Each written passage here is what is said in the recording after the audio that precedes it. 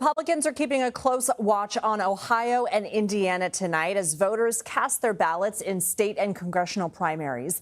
In the Buckeye State, incumbent GOP Senator Jon Husted is running to win a full term. He was appointed to fill Vice President J.D. Vance's seat last year, and he faces a challenge from Democratic newcomer Ron Kincaid and former Ohio Senator Sherrod Brown, who lost his bid for re-election in 2024. The race for Ohio governor is also wide open, with biotech billionaire and Trump ally Vivek Ramaswamy vying for the Republican nomination.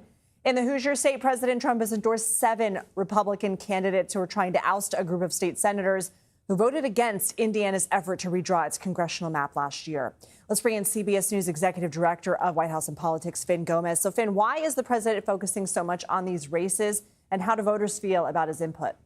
Yeah, Lindsay, this is really about one thing, the ongoing midterm map war. Last year, if you recall, President Trump and his allies tried to redraw Indiana's congressional lines to squeeze out a more favorable Republican map ahead of the midterms. But over 20 Republican state senators broke ranks, as you just said, and essentially tanked it.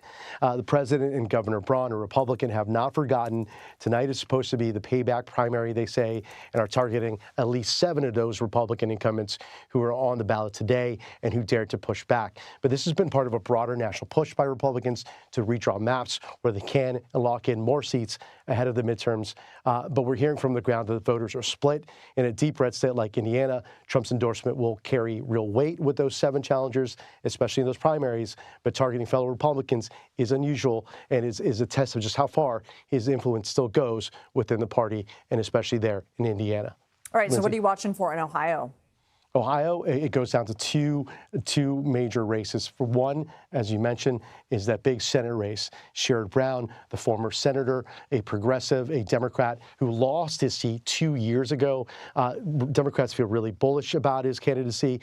They feel that the climate and the midterm electorate have changed. It looks better than it did in 2024.